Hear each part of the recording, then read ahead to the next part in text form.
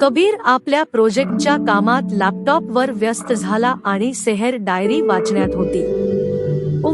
सेहरच्या तोंडून निघाले.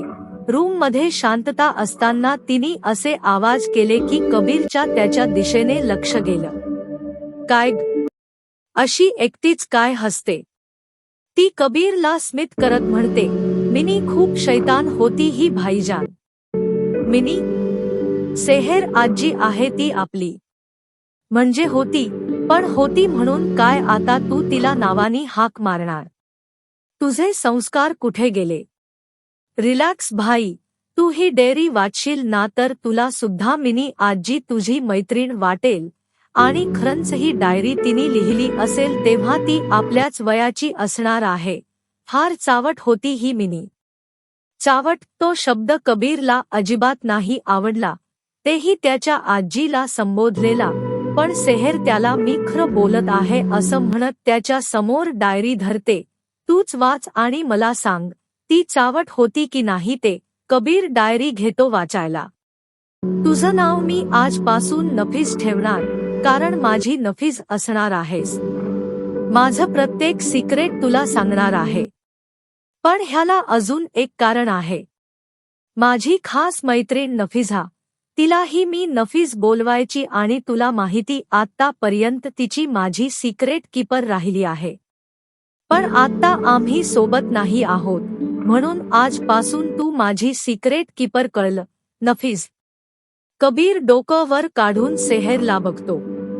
ती पुढे वाच ना असं बघते त्याला. कबीर थोडा संकोच करू लागला. दे मला वाचायला करत तिने त्याच्या हातून डायरी घेतली. अशी दुसऱ्यांची डायरी नको वाचायला सेहर. अरे आता काय मिनी येऊन आपल्याला अडवणार आहे? बघ तर मिनीनी कसली वाईल्ड लाईफ जगली आहे भाई. कबीर तिच्याकडे बघतो. ती खूपच इम्प्रेस झाली होती डायरीवर.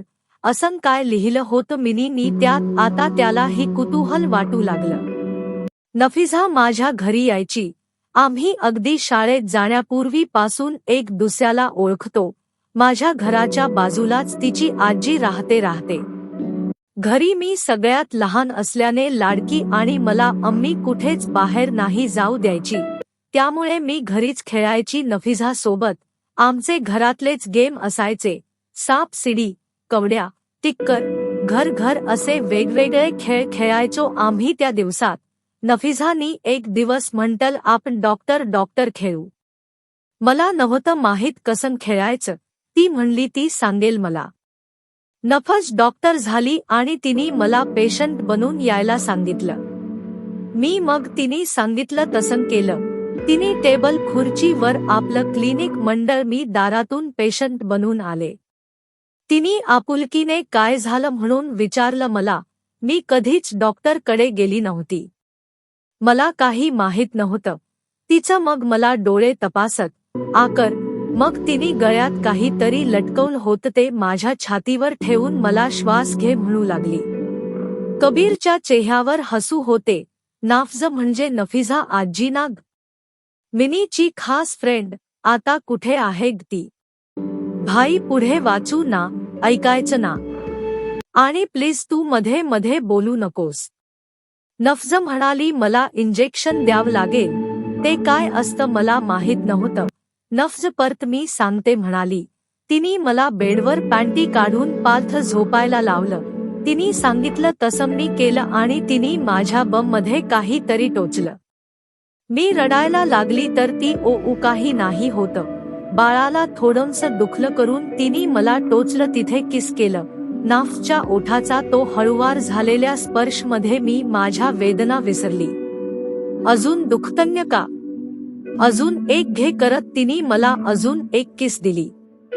सेहर वाचता वाचता हसत होती आणि कबीर सुद्धा त्यांच्या निरागसपणा बघून हसत होता.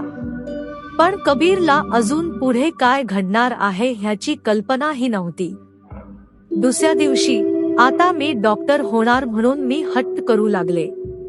नफीझा ठीक आहे म्हणाली.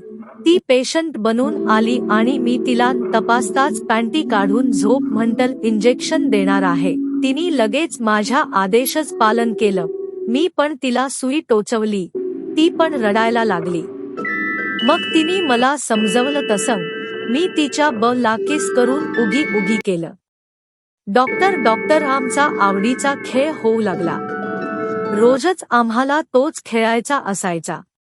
घरी पण कोणी विचारलं काय खेळत होता तर आम्ही सांगायचो डॉक्टर डॉक्टर। मोठी होऊन डॉक्टर होणार वाटत आपली मुलगी म्हणून सर्व खुश व्हायचे। मला नफिजाला इंजेक्शन द्यायला खूप आवडायचं, त्यामुळे जास्ती त्यानंतर तिच्या बमच्या सॉफ्ट स्किनवर ओठ टेकवून तिचे लाड करून तिला समजावणे आवडायचे। कधी कधी तर तिला तिथे लावायची इच्छा व्हायची। मला इंजेक्शन घ्यायलाही आवडू लागले होते। त्यानंतर नफिजाकडून किस बक्षीस मध्ये मिळायची। सेहेर कबीर कडे डोळ्यांच्या कोपऱ्यातून बघते, त्याचा चेहरा सांगत होता त्याला विश्वास बसत नाही। त्याने काय ऐकले त्यावर सेहेर पुढे वाचायला लागते। आज नफिजा खूप उशीर केला यायला, म्हणाली अम्मीला कामात मदत करत होती। मी तिला घाई घाईतच म्हंटल चल पॅन्टी काढून झोप, इंजेक्शन द्यायचं आहे। नफिजा महानालायक म्हणाली आज मी पॅन्टी घातलीच नाही आहे। मी तिला बघितलं तर पुढे म्हणाली रस्त्यात येतानाच काढून आली, वेळ वाया नको जायला म्हणून। एक दुसऱ्याच्या बॉडी बद्दल आमचं कुतूहल वाढू लागलं। तिच्या ला खूपदा बघून झालं होतं माझं। आता मला अजून काही बघायचं होतं जे मला माझ्या शरीराची रचना बघता येत नव्हती। मग मी तिला म्हंटल सरळ झोप। नफिजा सरळ झोपली आणि आज पहिल्यांदाच मी तिची पीपी बघितली। ती कशी असते हे मला बघायचं होतं। मी तिच्या पीपीचे एक एक फोल्ड अनफोल्ड करू लागली। नफिजा तशी अंग चोरून घेत होती। मी तिच्यावर चिडले, मला बघू दे ना कशी असते पीपी। तिने माझ्या समोर ठेवली, मी तिला बघू देणार तर ती बघू देणार। मला माझी उत्सुकता अजून ताणायची नव्हती। मी तिला होकार दिला। ती लगेच परत बेडवर झोपली। आता ती बडबड करत होती, मला सांग तुला काय काय दिसते ते, आधी मला तर कळू दे। मिनी म्हणजे ना, कबीर उद्गारला तशी सेहेर त्याला मदत करते वाक्य पूर्ण करायला। चावट होती ना, कबीर हा ना असं बघतो तिला आणि वाच पुढे म्हणतो।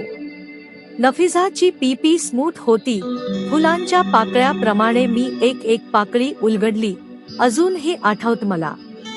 गुलाबी रंग तो लसलशीत चमकणारा, तिचा तो सुगंध अजूनही फ्रेश आहे माझ्या स्मरणात। तिचा फ्रॉक आणि रूम मधल्या अंधारात मला जास्ती असं काही दिसलं नाही, पण पीपी कशी असते तेवढे समजले। नफिजा आता तिला माझी बघायची म्हणून हट्ट करू लागली। मी तिला उद्या दाखवीन म्हंटल। उद्या ती विसरेल असं वाटलं मला, पण कशाचं काय। दुसऱ्या दिवशी ती अगदी वेळेवर घरी आली आणि मी तिला अंधारामुळे काही दिसलं नाही म्हणून सांगितलं तर आज ती टॉर्च घेऊन आली होती। डॉक्टर अंकल कडे टॉर्च असते, आमच्याकडे नाही असं घरी सांगून तिने मला लगेच झोपवलं। तिनेच माझी पीही काढली। मला कळत होती तिची उत्सुकता। पहिल्यांदा माझ्या पीपीला कोणाचा असा जाणीवपूर्वक स्पर्श झाला। नफिजा बऱ्याच वेळ तिचा हात फिरवत राहिली। तिला माझी तिथली सॉफ्ट स्किन आवडत आहे हे मलाही कळत होते। तिचा स्पर्श मला हवा हवा वाटत होता। तिने मग टॉर्च लावून माझ्या दिशेने फिरवली। कधी पाय इकडे कर तर कधी पाय तिकडे कर करून तिने चांगलंच निरीक्षण केलं माझ्या पीपीच। टॉर्च मिळाल्यामुळे मग मी पण तिला झोपवलं आणि काळ राहून गेलेली उत्सुकता पूर्ण केली। सेहेरनी डायरी बंद केली। ती कबीरला बघते, त्याच्या पॅन्ट मध्ये टेंट झालं होतं।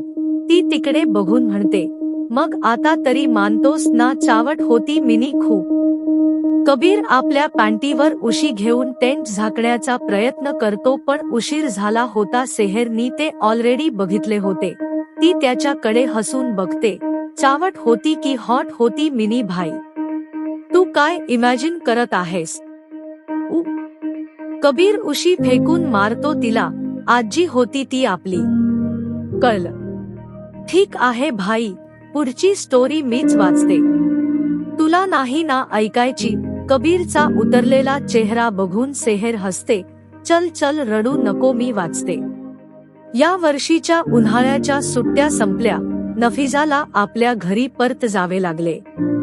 पुढच्या वर्षी लवकर ये म्हणून सांगितलं मी तिला. मी आता उन्हाळ्याच्या सुट्ट्या कधी लागतील ह्याची खूप आतुरतेने वाट बघू लागले.